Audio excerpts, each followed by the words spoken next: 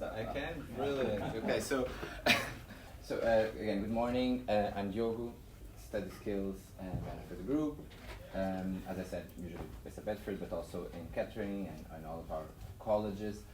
And again, although it seems I'm saying it for reiterating, do take advantage of our libraries. Do take advantage of the people that are in there that can really help you, especially when you're writing. Like when you're writing your proposal, when you're writing research methods, it can be a bit daunting, all of that writing. Because do you actually have word counts you already know for your proposals? Yeah. So do you know them already? Well, for our assignments. Yeah. You're on about So most of them are like 2,500 plus or minus 10%. Yeah. Okay. So that's a lot. That's a lot of writing, and when you are planning it, what really usually students like is coming then do the one-to-ones with us, okay? Because that's really beneficial. And as you were saying, you were waiting to hear back. If you have any issues with the referencing, if you had any problems with it, come to us, okay? Because we can help. Okay. So what we're going to talk a bit about today, as I was saying, is about developing and writing a research proposal, and now talking a bit about research methods and ethics. So we're going to look a bit how to plan your research, talk a bit about different types of research methods, talking about data collection methods, and also what should go in your research proposal, okay? So to start with, and thinking about your research project, do you know the theme of your research project, what you need to do? Yeah, it's like environmental impacts of digital endpoints. Okay, environmental impacts, that's your environmental impacts of data endpoints. So that's your main goal.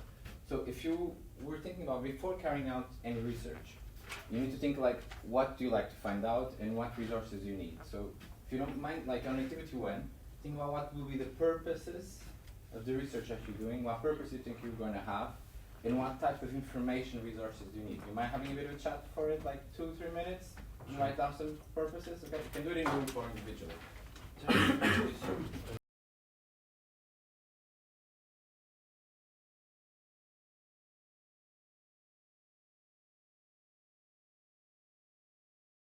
Okay, so I've been through some of you. Would some of you like to say, in terms of the purpose, first, the purpose of the research again, what will it be? Environmental impacts of digital endpoints. Digital endpoints. And what type of resources do you think you're going to need? Statistics, so company house and company statistics. Company statistics, really? Procedures. Yeah. So how they deal with waste. Yeah. And the laws involved. So Laws involved. Legislation from the government. Brilliant. Okay. Yeah, I like that. You had similar in terms of books and articles, and you kind of, or the same. That's brilliant. You're already thinking really well in what you're going to need. So that's your purpose. I had here another example. You can have, there's a lot of examples in terms of course, this is an example of quite be purpose, and one on a purpose of a research, and these are 3 purposes in the way that you could write them. But what you put is quite well, and then you're thinking about the resources immediately. So the resources you were talking about, this is the first big distinction you need to make, is between what is primary data and what is secondary data. Everything you mentioned is secondary data. Secondary data just means information that has been collected by someone else, okay? So we're talking about books, we're talking about articles, we're talking about government data, we're talking about reports, anything like that. Primary data, which you might be doing, you are, so that's really important. And so what I'm going to talk about is going to be really important, because you're going to need to write about all of this. Primary data is information that you're going to collect or observe directly, okay? So you will be collecting. While secondary data is something that someone already has collected. So if you go thinking now in primary data, so primary information, there's 3 different types of research you can be carrying out. So qualitative, mixed methods, and quantitative. Mixed methods is the easiest one to understand, is when you mix qual and quant. You're using both. So let's look first at quantitative. So quantitative research is anything that has to do with numbers and measurements. Giving an example of something that we are going to do in the libraries is, and probably going to do with some of you, because we're going to do it with HE learners, is I give you a survey, And from 1 to 5, you, in what we would call a Likert scale, you tell me how useful or no. How would you rate the usefulness of the library? And you just put it from 1 to 5. You wouldn't put it how useful is the library. That's an important thing to say, because that's what would be called a leading question. Because I'm already saying, oh, the library is useful, but no. How would you rate the usefulness of the library? Then I'm not leading you if you're finding it useful or not. So, and you'd rank it from 1 to 5, and then we put it in Excel, we do some graphs. That's just a number, so that would be a quantitative method, what we call a survey. Other types of quantitative methods are experiments in which you have controls and things like that. But in your case, focus a lot, quantitative will probably be surveys is something that you can use as a primary method, okay? So it's anything to do with numbers, we're talking about quant, okay? So, and if I put it in a scale. Qualitative is quite different. Qualitative research is when you do methods. Usually qualitative research is when you're trying to find about people's opinions, people's feelings, how they feel about something, and you want to know it a bit more in detail. Of course, I can ask you, how do you rate the usefulness of the library from 1 to 5? And that will just tell me a number. But if I want to understand why, if the number is like 2, meaning that you rate it quite low, why is that? Like, I believe me, Gordon will want to know if people are all saying 2s, why is that? So to do that, a quantitative method will not give you that much. It will just give you a number. So you need to understand better. You need to understand people's experience. Why wouldn't they find the library useful? You need to know more. And to do that, I put here 3 methods, but there's 2 that you're very likely to use in your research, and they could be something that you might think of. One of them is interviews. Interviews, very common method, and is of course when you're trying to, in this case, the example I'm giving is when I'm trying to understand why do you find the library useful or you don't find it useful, what's your lived experience of the library, how do you use it for, everything like that. Interviews, and again, what you need to remember of this is when you're writing a research proposal, you need to talk about all of this. So you'd be, imagine you're doing an interview, so you'd be using a qualitative method, and you'll be using an interview, and then you need to explain what type of interview are you using. There's 3 types defined in the literature: unstructured, semi-structured, or structured. Unstructured is if, again with my example, I just have written that I want to know what are people's opinions of the library, but I have no research questions, no questions pre-prepared. I just have an objective, and it's more of a conversation. And that's what we'd call an unstructured interview. It can be used, not that common, it's a much more qualitative method, more it's much more advanced in that sense. Semi-structured is the most common method. Is that you have like a set of questions, 3-4 questions, that you always ask to everyone you interview, but beyond that, if an answer to a question would raise something, oh, that's interesting, can you tell me more? You do what's called probing. So you have like those 3-4 questions, but then you do a bit more probing and you try to uncover more. That's semi-structured. Structured interviews are usually used for with large studies, with a lot of people doing interviews, and because they want to compare everything. Like a structured interview, you have 4 questions, you have a script, and you do not deviate from that. That's it, okay? So you imagine, in that case, I would write like 3 or 4 questions in terms of what I think would be important to know about the library, and even if I was interested in knowing more, I wouldn't ask more, because it's a structured interview, and you want to be able to compare. In our case, actually, we talk about that we're going to do probably semi-structured interviews, but it's actually something we're going to discuss, because I'll probably be doing some interviews, Gordon might be doing another interview in another site, and we will want to compare. So we'll probably only be able to compare the set questions that we define. The probing and the things like that makes it a bit more difficult, because it will be a different interview. Okay, so those are interviews. Any questions about interviews? No? That's a qualitative method, it's called an interview, that's what it is. Observations, it's another method, and it's quite simple. So again, in my example of the library, an observation can be me I'll go with a spread, with a sheet, and I need to observe 3, like I would have what's called an observation sheet. I need to observe 3-4 things. So Usually it can be like you choose 2 or 3 people to observe in a library, and you're going to go and check, okay, they are looking at a book, they're sitting down, they're talking to their colleagues, that's it, that's what an observation is. You probably have been observed already in your lives. It's really then, so I know like all the, in shopping centers, clothes shops do it a lot. So if you ever went to Next, Primark, anything like that, you've probably been observed and people were writing about what you were doing. So that's quite common there. There's 2 types, participant and non-participant. What does that mean? Again, in the libraries, a participant observation will be, I'm working in the library, I'm actually talking with students whilst I'm in the library, but at the same time I'm observing. So I'm taking part in the experiment, so to speak, because I'm being part of it. A non-participant observation will be, I'm not working that day in the library, I'm not talking with any students, I'm sitting somewhere and like just observing people. Hiding.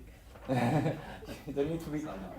There's a big discussion in that it should always be open because people should know they're being observed. In the past, that was not the case. Now there's this conversation that research should be much more open. So if you're actually observing, there should be.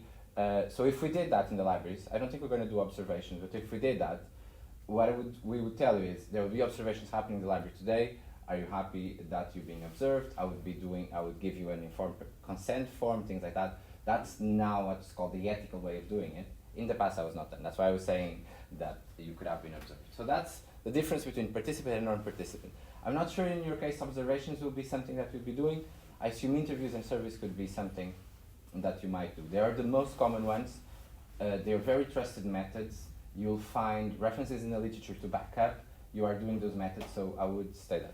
Case studies is it's what says in the thing. It's when you analyze one type of case very, yeah, go ahead. Just let's come back to the observations.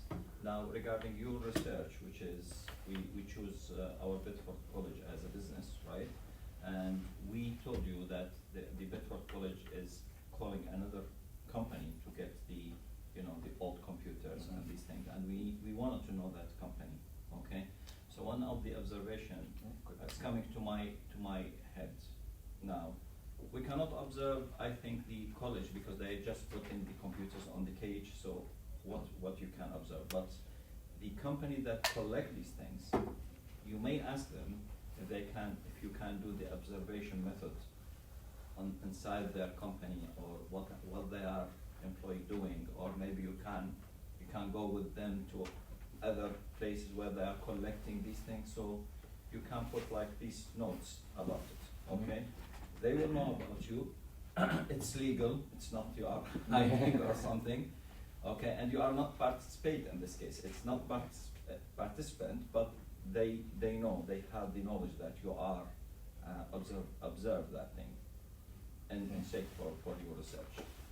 Okay, this is just to... Yeah, brilliant, yeah. So you might be using it. So to say, I talked about quant and qual. What will be then a mixed method? A mixed method would be you might be doing a survey and you might be doing an interview. You might be doing a survey and you might be doing an observation.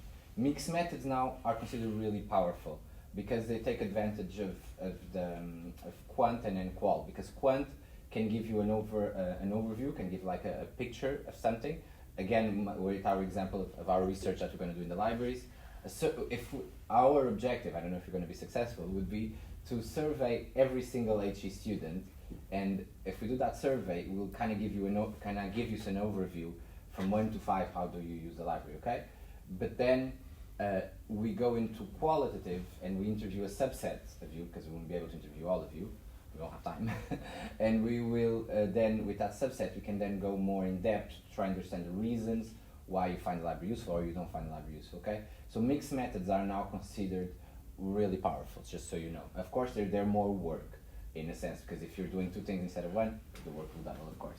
Okay, so instead of me just talking, so for our next activity, this is working. It's moving. Okay, what I'd like you to do is, in activity 2, look at the method. So you looked at what you answered in activity 1, and on activity 2, think a bit more what kind of methods you think you might use. Think also, are you going to use primary research, secondary research, and if you're using primary research, what kind of methods you might use to answer your objectives. That make sense? Okay, if you write down like 5 minutes, good, thank you. So think about the methods you're going to use and why.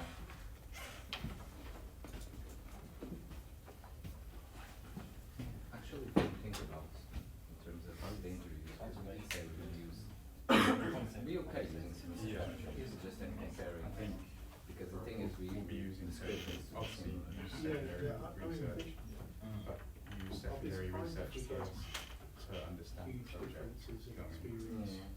Yeah, that well, you want that you want before you do the primary Yeah, research. it will be, Because you want to understand what you're going to find out about you know, a little bit. what you're looking for. Yeah. Yeah, you have your primary research. Okay, yeah. You can maybe start with secondary is probably better. Yeah, well, you have like the data set of the secondary. Yeah. Because then you can sort of tailor questions to what you want to know At that time. or what you can't find out. Yeah, you're thinking about that. Yeah, I'm now thinking about it. I'm thinking about the libraries one. Yeah, I was too many research projects. Because we're actually, this one we talk about the libraries, we actually are going to do it. And, What you are doing? So we're trying to understand how our HE learners, their engagement with the libraries. Great. Because it's one of the things we want. Yeah. It's one of the, is to, for the libraries to be more used by HE learners. And then we want to understand their engagement and what can we be doing different. We want to do a survey first to Well, it's not get an reciprocated, overview and then I some know that. interviews. Great. We're probably going to focus Caldwell and Petra. Yeah, it's better. I think Caldwell, they have more HE students. More HE students. Yeah, so, But it's across the group, isn't it, that we want to increase the number of but we HE have, students? how many HE students we have? Good question.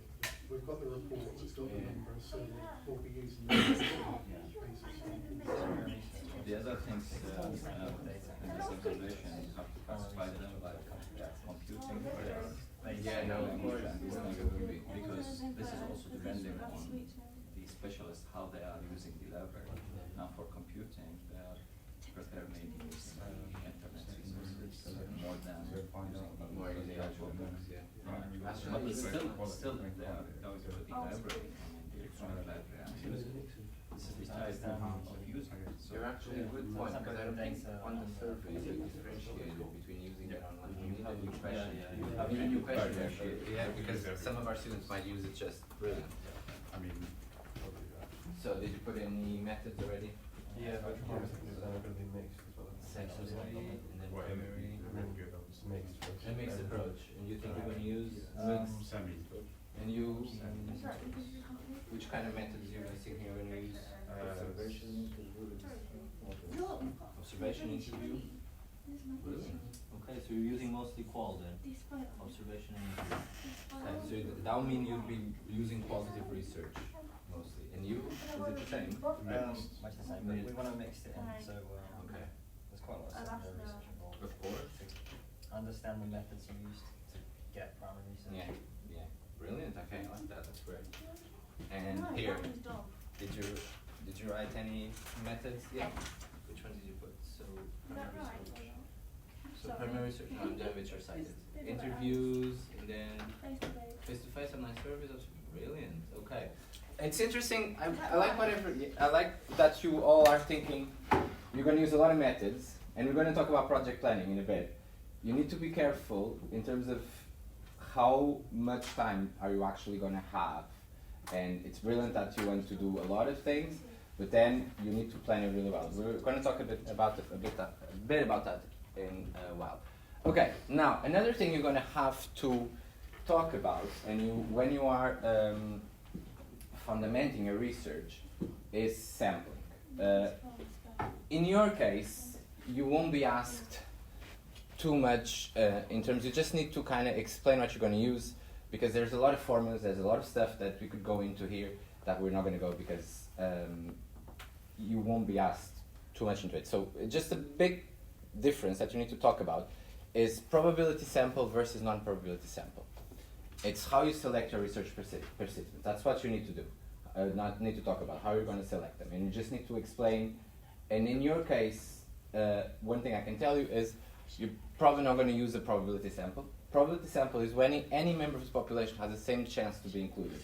This is used, you probably have heard of YouGov polls many times, you know what I'm talking about?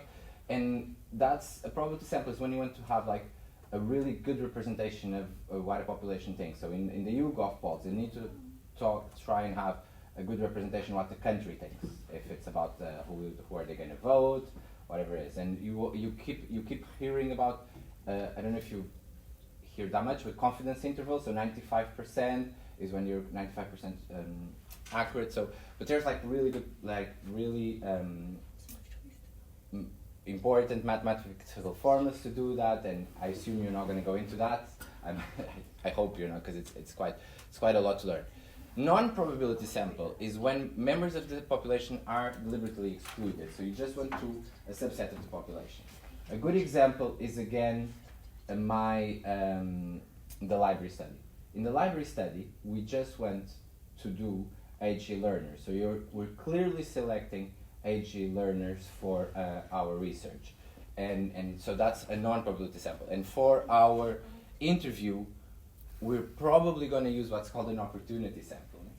And opportunity sampling is exactly, so we're going to send interviews to our HE learners, and then it's the ones that say yes. It's going to be like that. So, and it's a valid method. You just need to talk about it and explain why do you do it. One of the things about research, you need to be very open and very clear why you select things, and then back it up with references, okay? But that's the difference. Another way of non-probability sample is, imagine that example I was giving, people that go to a shop and they clearly want to know what young people think of their shop. So they would just select from the shop people that are coming in that are from the age bracket, I don't know, 16 to 25. And they would just select those people for a survey, for an interview. That's what we would call a non-probability sample versus a probability sample, okay? You don't need to go into much detail, but I know some of the, especially in the ethics forums, they talk about how you do your sampling, how you select your research participants. So these are the two concepts you need to have in mind. Okay, then there's the two most important words on research. And these ones you're also going to be asked to talk about it. Validity and reliability. These two are the ones, when I'm delivering these sessions, it's when there's been a bit more confusion. So please be honest if I'm making sense or not. So in validity, what you're saying is that your methods measure what you say they measure. So an example is, again, with our library project. If I really want to know what people think of the libraries, I want to understand very well what is their view of the library, why they use it, why don't they use it. And if I say that's my objective, and then I only do a survey, that's not valid, because a survey will not give me that information. A survey can give me like a slight overview if they use or they don't use the library, but it won't give me that in-depth information. So I'm not using a valid method. Does that make sense? So validity is your methods need to measure what they say they measure. So if you have an objective of understanding people's feelings, understanding people's opinions, and then you say, I'm just doing a survey, you're not using a valid method. Okay? That's what validity means.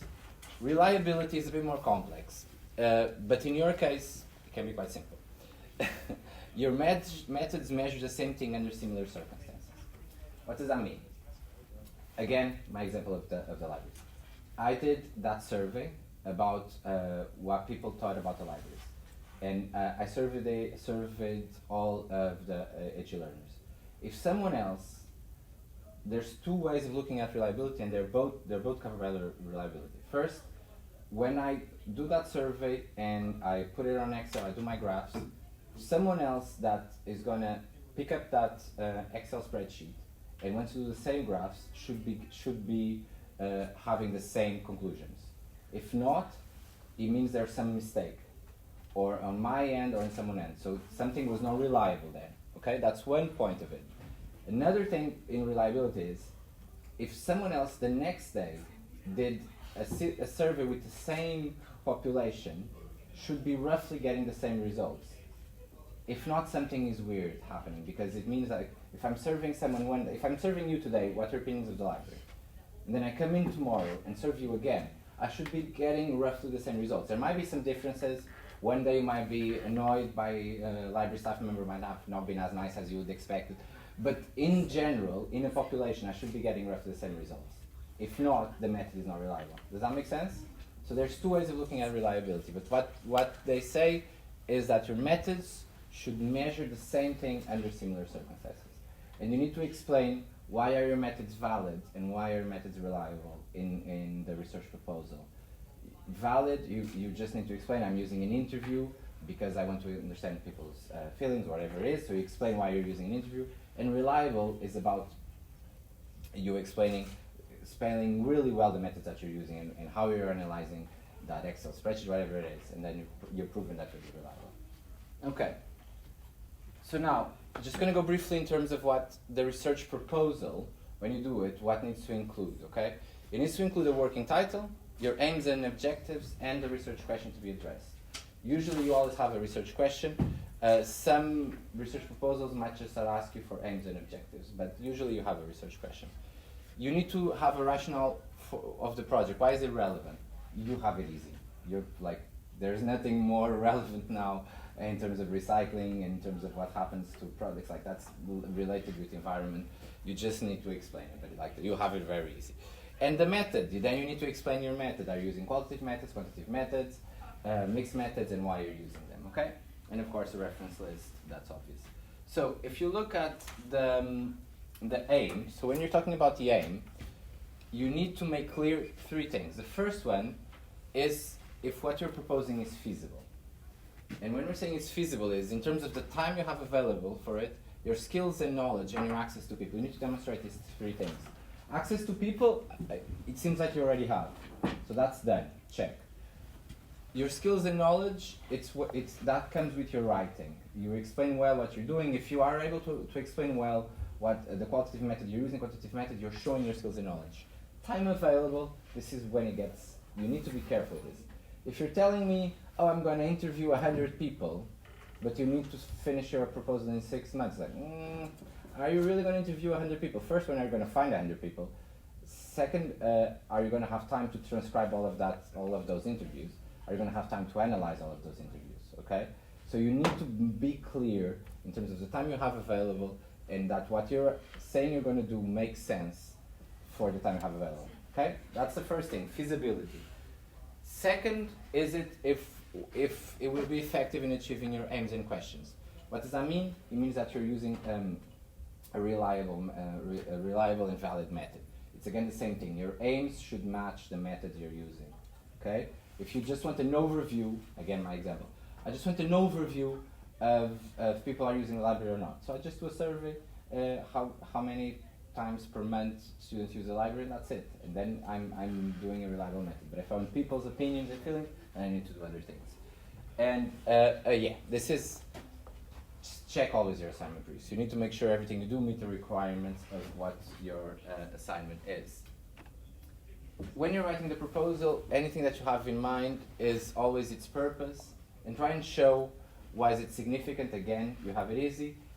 And a bit, why are you bringing something that is new to it, okay? Of course, you're not doing, not yet, some of you might be. When you're doing a PhD, this will be very important, originality. But in your case, you just need to show a little bit in terms of why is it relevant and what you're going to do about it, okay?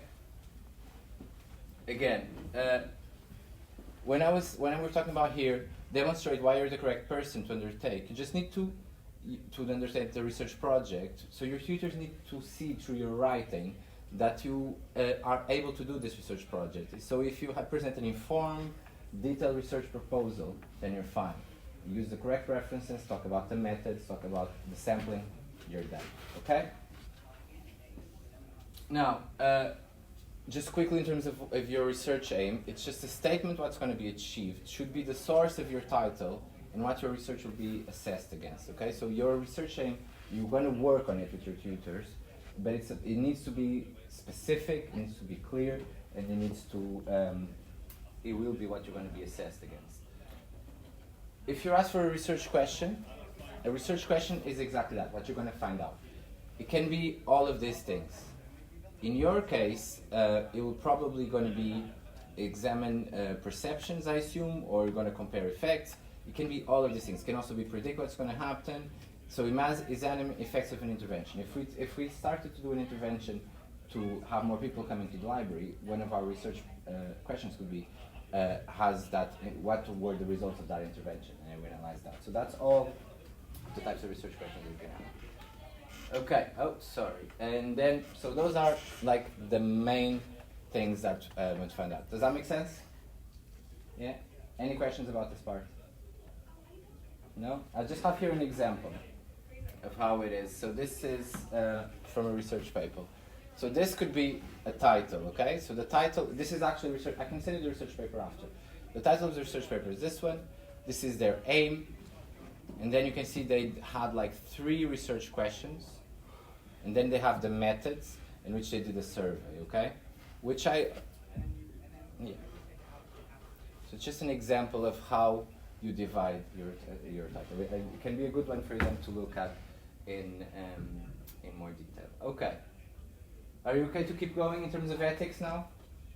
A break? Let's go and look at in terms of ethics. Then you're going to do something more. Okay, so ethics. When you're doing, and you have to, there's something I'll have to tell you. If you're doing primary research, you're going to be asked to submit an ethics form. Have you seen where the ethics forms are? No, they're in your Moodle. They're long, but they are not that difficult. Everything I told you today will help you write that ethics form, and it will kind of do it for you. So why do we need to talk about the ethics? So ethics is here we go. Ethics in research has become more and more. It's now one of the most important things that you need to show is that the research you're doing is ethical. In the past, years ago, decades ago, a lot of research that was done was not that ethical because people didn't know what the research was about. People were not given all the information they needed to do, so there was a lot of issues with how research was conducted in the past. And one of the changes that has now been done is that, and this is actually a principle that every college, university, research center in the UK needs to abide, that research needs to have respect for the person, knowledge, democratic values, quality research, and academic freedom, okay? So we all sign up to this if you're doing any research. And respect, of course, for the knowledge means, and it's a big problem, is that if the data doesn't tell you what you like the data to tell you, you still tell that story. You don't skew the data to tell you what you wanted to tell. And believe me, there's still a lot of problems with that. And that's why we do publications the way we do it with peer review. Do you know what peer review is? Have you heard of that term? Yeah?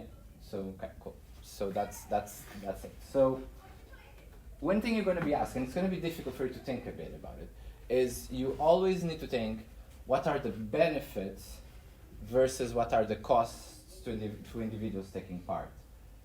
And if there's more costs than benefits, the research shouldn't go ahead.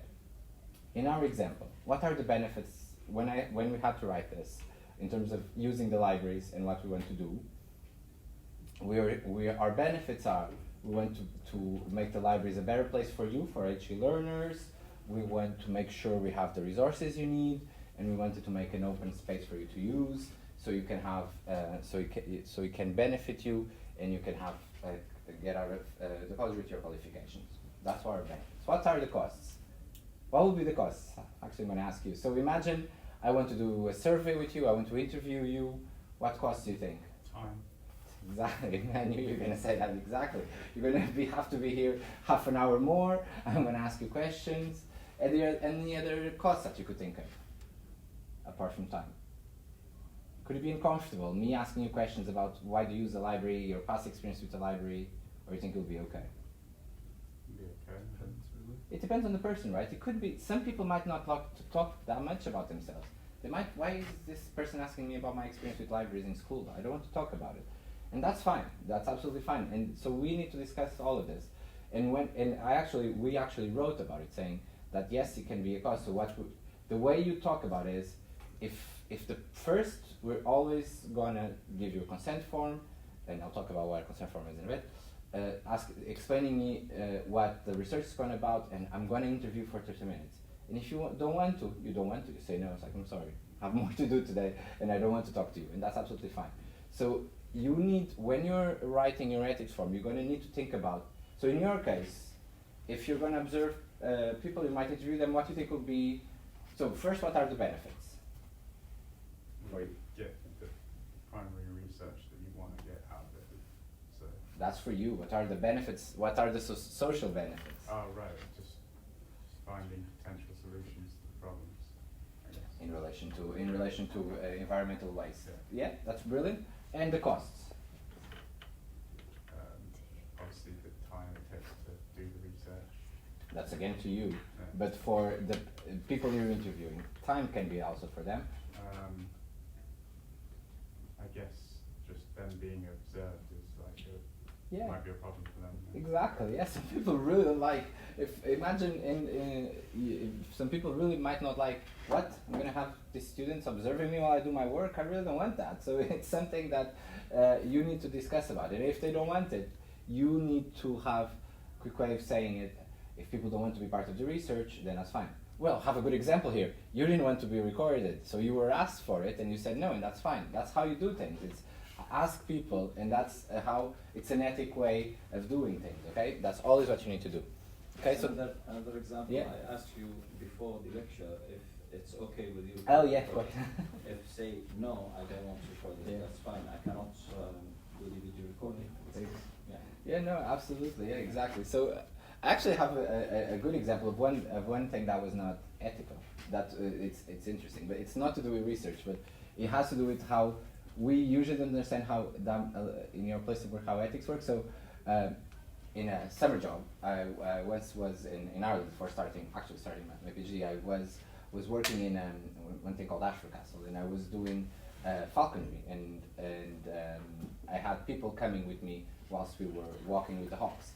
And I had this, it was an American, nothing against Americans, but this American person just started recording me and recorded me for like half an hour and put it on YouTube. Never asked for my consent, and it's still there. And it's like, and you could think, I never signed anything on my contract saying I was okay with being recorded. So it's about ethics. Of course, it is with research. It's about conducting things in an ethical way. It's really important.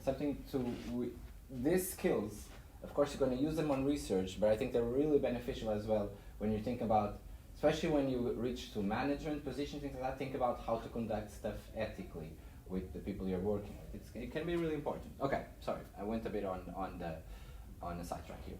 So your responsibility to whoever's going to take part in your research, you always need to give them a voluntary informed consent, okay?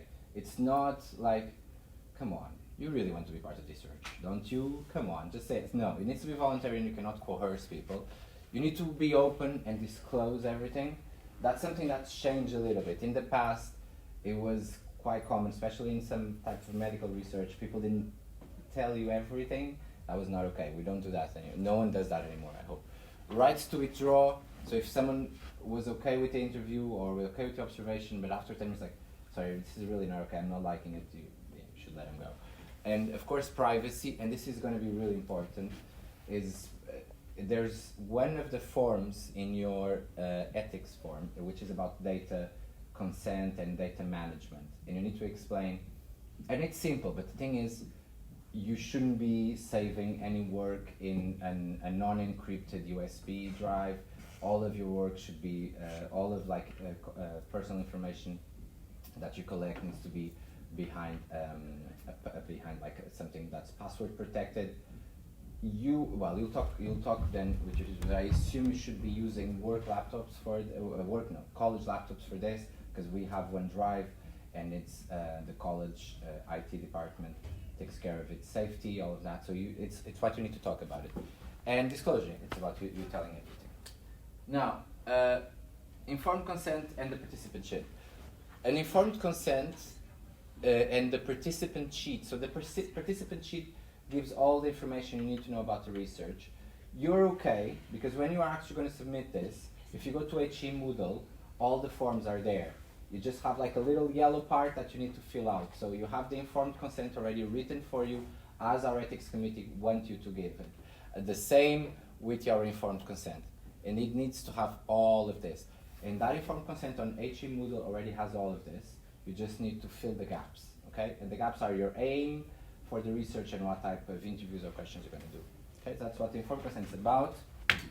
Now, okay, so that's, we now have all of these forms. When are you gonna? When will they probably? Is it this year or next year? They're gonna have to submit this.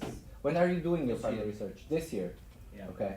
So think about when in you the actually. in the beginning, they told me to let them submit at the end of January, The ethics. which I did not accept Yeah. this at all because of my students. They need more time for that, Yeah. so it will be on May. May you'll need to submit it. Yeah. Okay. Start having a look at it because it takes a bit of time, especially if you're not used to do these things. And they're all on HE Moodle. I can show you in a bit if you want to see it. So you have these 4 forms. 1, 2, 3, 4. Okay.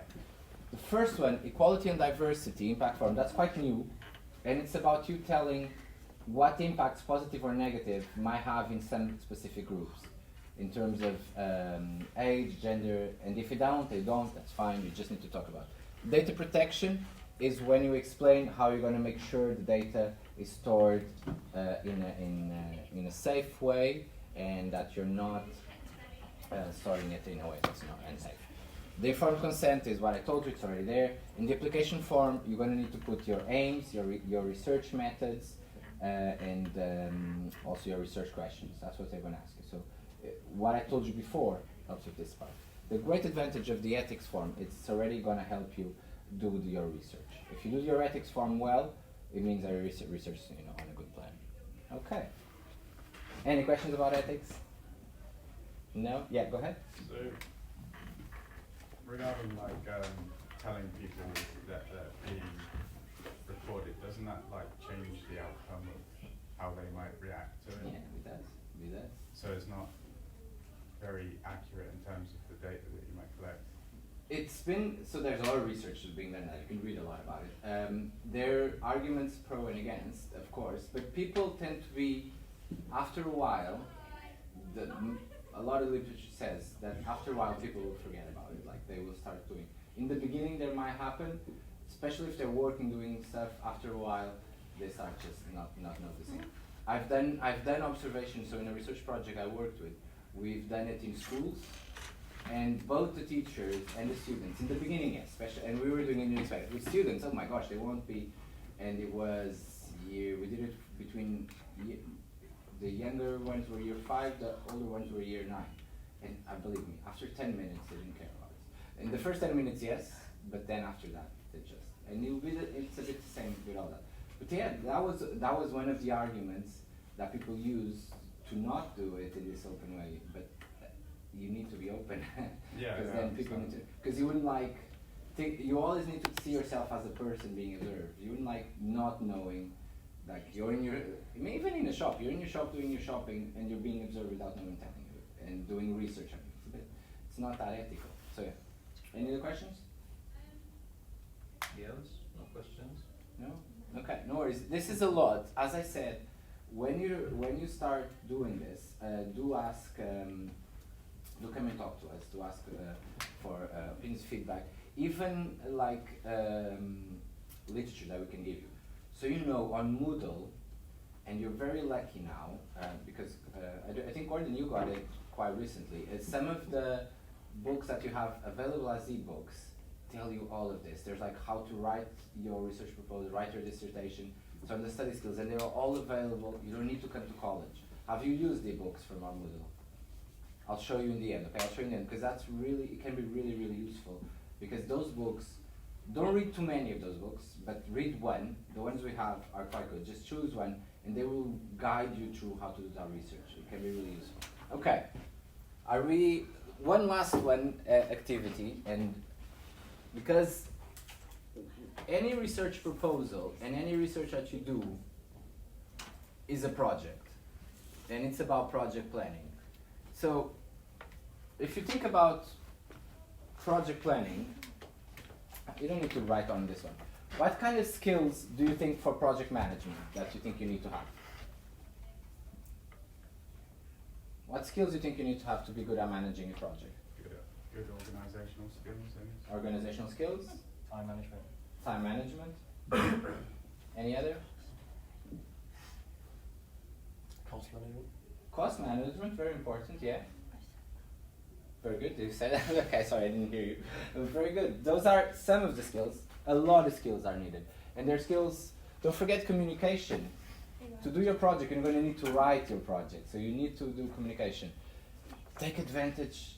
You're so lucky right now compared to my time. You have so many good. Use the tools you have available for you. You might want not to record this, but Grammarly, things like other websites are available. They are websites that they're not writing for you, but they help you, like those mistakes that sometimes we do, that grammar mistakes. Use websites that can help you with that. Okay, there are tools that are a lot of researchers use Grammarly a lot. Okay, you don't feel like, oh, why are you saying to use Grammarly? No, a lot of people use Grammarly. Other websites. There's another one I was looking at the other day. I should remember the name, so I wasn't mention the same. So things like that are really useful because the spell check and all of that are really important. So communication, of course, collaboration. You're gonna need help of people. I know your project's mostly on your own, but you need to collaborate, especially also with your tutors. Ask for help, ask for anything you might want. Time management, of course, as you said, organization, problem solving. There will be problems throughout the way, so you need to think about solutions to it, and adaptability. Like things are going to change. A lot of you probably have work at the same time that you're going to need to do your research project, so you need to be adaptable to solve them. Okay. Any research, have you ever seen this type of thing? Do you know what it is? It's called the Gantt chart. Have you heard of it? Yeah. Gantt charts are a God-given in my opinion, a godsend in my opinion. They're really, really useful because, contrary to a diary, it's not only that you see when the deadline is, but you need to think about how much time you need for each of the tasks. Okay? There's software on Microsoft, actually, I don't know, on Apple. If there's, sorry? Microsoft Project. Have you used it? Yeah. Brilliant. Do you know it? If you haven't used it, I would truly recommend using it. We might have a go actually now. And what happens with Microsoft Project, the one I have here, you can list your activities and then you can put your activities. So imagine literature review. You need to, how many references you're going to need to read, writing it, and then writing your method section, writing a research section, submitting a research ethics form, and anything like that. And then you need to think when you're starting it and when you're going to finish it. It's really, really useful. But to do that,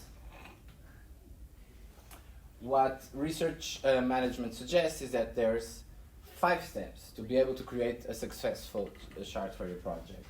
So the first step is to list your activities. So make a list of everything you need to do from now until you finish your research project. Try and make a list of everything. Actually, can you have a go? Try and write a list. So I'm just going to give you that. You can work together or in pairs if you want. So just activity 1 here, activity 2 here. Try and list all of the activities you need to do until you finish your research project. Same here. So just this one. Try and list all the activities you need to do until you finish your research project. And more to you. Thank you. And to you as well. So just here, try and list all of your activities. So try and list, be exhaustive in terms of all of the activities you need to do. See if I can actually get me some.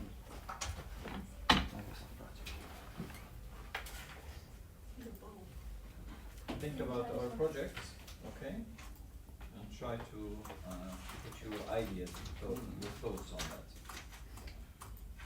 What you believe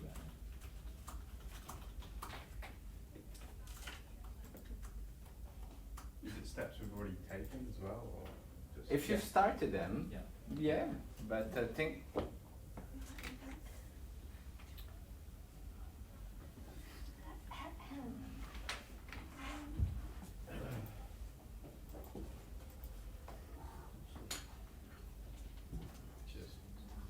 And you can't put the date like 2 years ago on these things starting.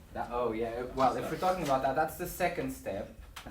Thank you. Okay. Estimate the time required. You can start already doing that. That's the second column I put. How long do you think you need for each of the tasks, okay? You can put it in weeks, you can put it in days.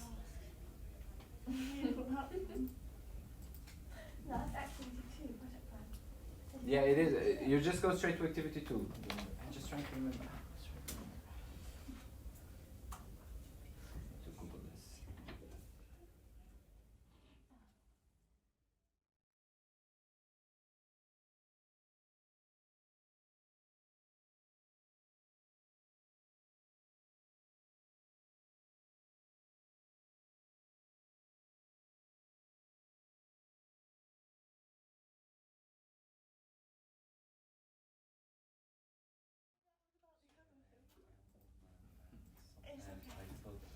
I'll just people. write my tears. Okay. I So know have you signals of done it. some Yeah. contact business, research basic? Then and write your ethics form, write your research proposal. Don't forget all of those. There's a lot of tasks, but that's brilliant because you're putting it in.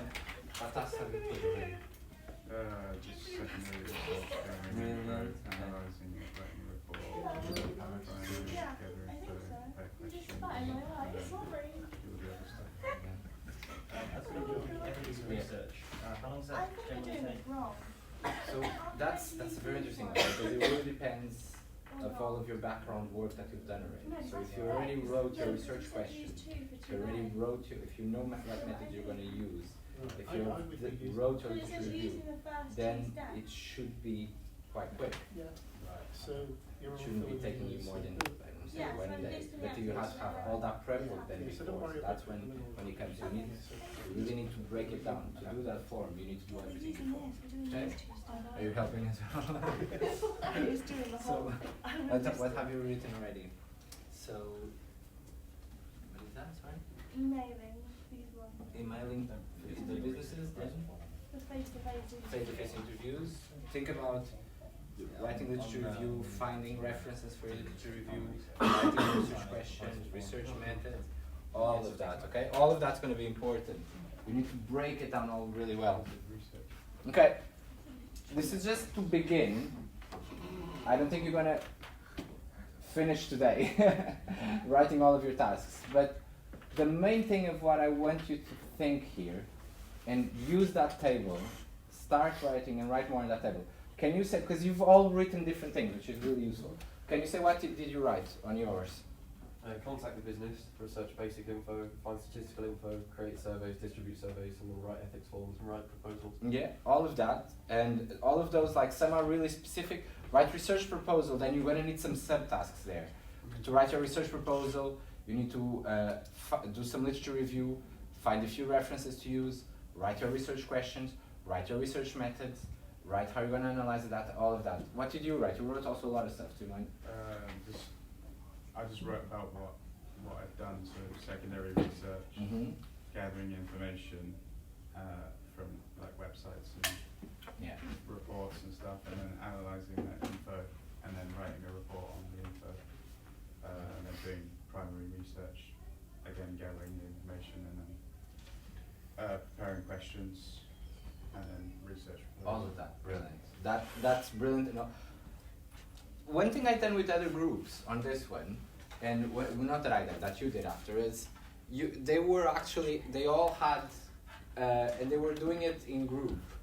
They had one project open like this, and everyone kept adding tasks that they remembered, and they were putting dates on it, because it can be really useful, because some of you will remember some things, some of you others will remember others. I know you'll be doing different projects and different writing, but like collaborating like that can be really useful. One thing I really recommend is, I really recommend you using something, it doesn't need to be Microsoft project, but something like this. Put when you're starting and when you need to end it. So you're going to need to submit your ethics form in May, that's what I think, is that it? When do they need to submit the project? They The have project. to be, yeah, In May. assignment actually, it's a project. Yeah. It should be on May. May? Yeah. So if that's when you're finishing, so you need to, like, if you put here, so your literature review, hopefully, when do you think you're going to finish your reading and your secondary research, having everything done? When do you think you're going to do it? I've done the secondary research. You think you're done? You're not going to pick it up anymore? That's good. Well, maybe. Yeah, but you think you're kind of done. So you finished Let's say in... he finished like 50% of the job. Okay, about 50%. that, thing. So, So because it's just they started with the library last Mhm. week yeah. and tried to find any resources by this, but literature survey it's including the interviews and the other things. So Mhm. we cannot say they finish it, Yeah. but they started already. They started already, which is good. So it will probably be one of those kind of ongoing tasks a little bit, but if you go here, so if you go from I don't know, 15, and then you might be finishing December 22, you might be, when you think you're going to finishing it, if we put it like this, but it's you that's going to have to keep in mind when you're done. Also, don't be too much, when you think you have enough, when you think you have done enough reading, if you have the references that you need, don't overdo it. I won't say stop reading, I won't say that, but a lot of people think continuing, then you need to start writing, okay? Don't lose track of your writing. That's really, really important. So then what I was trying to see here, and some of you have already done it. So imagine that you need to be very specific. So for the literature review, you're going to need to find and summarize 5 references, going to need to write I don't know how many words, to put all of those tasks. And you need to go always from when you think you're going to finish it, and then how many weeks you think you need for it, okay? And that will give you like if you are on track or not. Because you want to have, starting your interviews, when you're going to start it, when you're going to finish it, you really need to think about that and give your time. You also need, when the interviews, if you create subtasks here, is about writing those interview questions and then actually contacting people for those interviews, as you said, contacting businesses, doing the interviews, transcribing the interviews. You need to think about all of these tasks and when you need to do them. Does that make sense? Okay? So that's Microsoft Project, and I think it's really useful for you to do it. So as I was saying, your first step is listing your activities. List as many as you can. Your second step is then, as I said, estimate the time required. How long do you going to need for each of these things? And then your third step is putting them in order. Some of you were not putting them in order. Some of you had contact the business and then prep the interview questions. You need to think, like, put it in order. You to write so someone had submit the ethics form. To submit the ethics form, you need to have the research questions ready. You need to have the research methods ready. So you need to put that in order. Work backwards. Okay, that's going to be really important. Finally, chunk it up is like methods. Methods will involve a lot of things. Will involve contacting business. Will involve writing the research questions. Will involve writing the observation sheets, whatever it is. So you need to put it in like main headings, okay? And then you just need to write it, okay? So remember these 5 steps because they can be really, really useful. And like I really recommend doing a Gantt chart like that one, okay? It's going to be, it might take a bit of time, but planning it's going to make your life easy because especially in a project that's long, that it is long, you might kind of start losing track. Oh, it's only in May, I have loads of time. But if you start seeing the tasks that you need to do, you realize that it's not that much time, okay? Because you have a lot of stuff going on. Also think about, if I put that's going to take me a week, what does that actually mean? How many hours of that week will I have for it, okay? So because if I put it here, I'm going to do the literature review from now until the 1st of January. Brilliant, that seems like a load of time. But do you have work? Are you going to take some time off during the holidays? Are you going to go out in New Year's Eve and just, I don't know. So there's some days there that you're probably going to not think about your research proposal. So it's really important to have this overview. Okay, does that make sense? Okay, I hope you use it. I really do, because it can save you a lot of time. It's one of the requirements of our course to plan these things. Yeah. Brilliant. So if it's a requirement, just get onto Microsoft Project. Some things can be sometimes difficult on Microsoft Project. So to indent tasks, to put it in like subtasks, there's some, I'm not going to tell you because you're going to forget, but just Google it, how to do indent tasks, to create subtasks. It's Alt-Shift-Right. But there are some really tools to make your life easier when using Microsoft Project. Use it. It's really useful. Gantt charts are brilliant. I came to know them quite late, and they are now really useful. Because Diogo, our unit's named as planning a computer project. Yeah, of course. Planning. Yeah. So this is the very important point for our unit.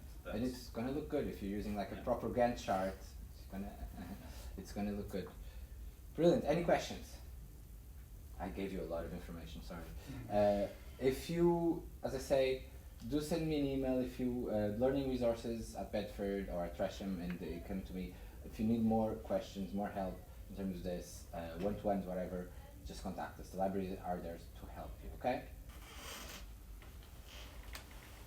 I think you prepared some questions before the lecture. Are they answered, or you have Oh, still mine are. have you have some Mine are questions? simple. Okay. No, they're all answered. Okay, great. And what about the others? No, what Covered about- It's everything. all really. answered, I think right? Sarah has Yeah. one. Oh, I told you that maybe prepare some question. Maybe the lecturer will answer these questions during the lecture. And if there is any more question, please let me know. My questions will probably come later. Yep, please when- ask when them I'm, after. like, just Whenever you confused, know, you just know. think. Well, that's What's the fine. email address? Send us an email. Okay, what I want when you finish, sorry, some of you are still finishing the survey. You've been, all of you have been here, right? Yeah. Okay. Yeah. Good. Yeah. That's already good. And have all of you been here? Yeah. No. Okay, so this is the library. Hello, this is the library. And this is, you can access this from home, and there's a lot of things that you can use here.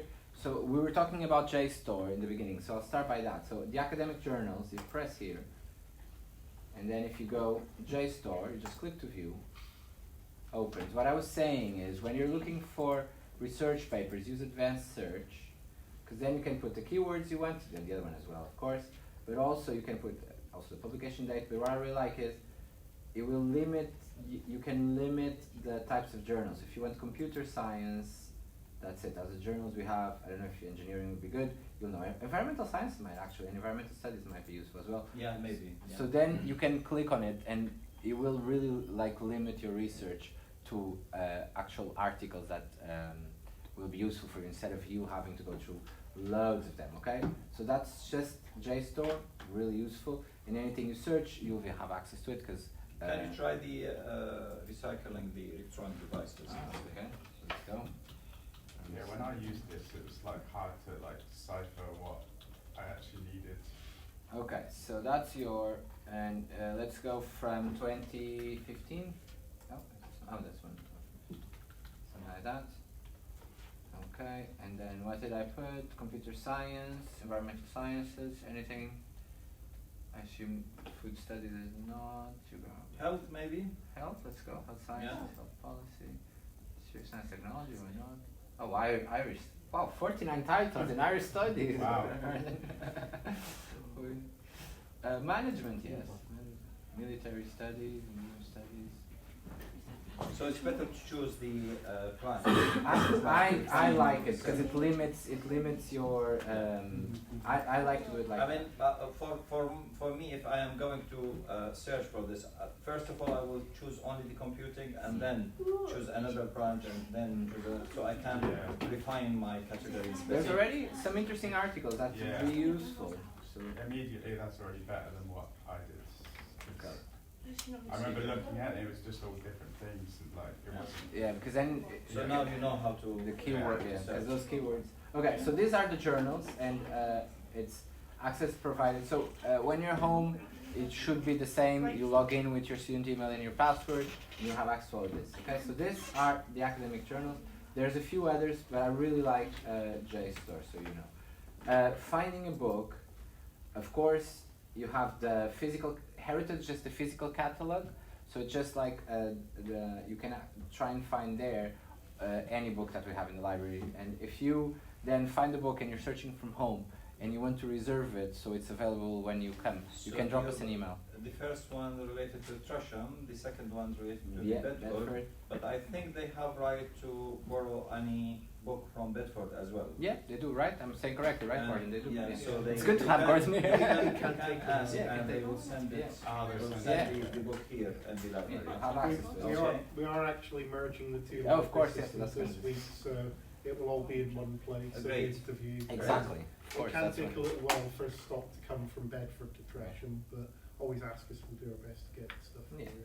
Okay, nice. So Yeah. ebooks, as I was saying, so this is books you can read at home. So you have all of this one. So I'll open this one.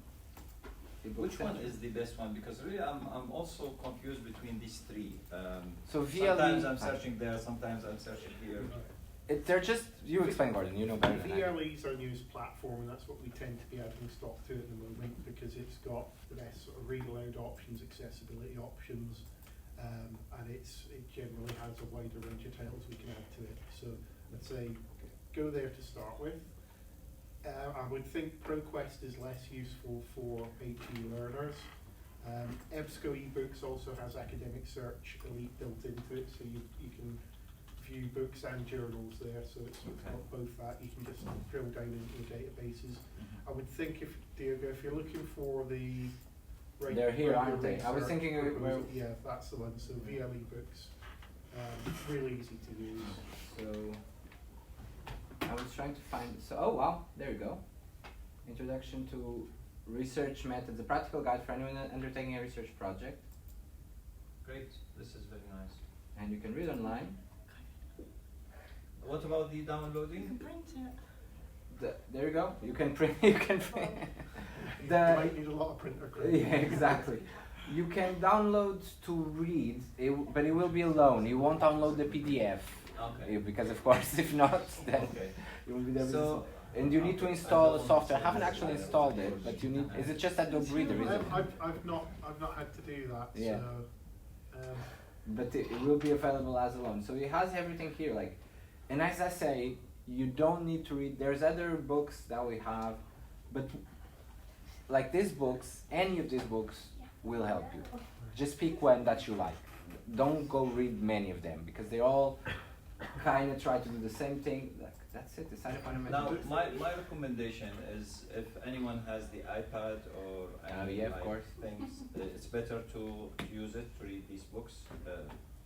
Online. If not, I don't know if about the mobile size. Is it suitable for reading those books? I've read it. I've read one like on my phone. It worked well. It's not but I'm just thinking that when they are on the bus, when they are of course, time and these things, you can use this time to read something. This book has everything you need. Really does. It really has. So you recommend this book? It does have everything you need in terms of like the contents of a proposal, has interviews, questionnaires, observation. It's a long book, but you can go and see what you actually need. Okay, that's really good. do you remember how many licenses this one has? Oh, very good. That's a good Just point. in case anybody can't access it. I'm not sure if it says.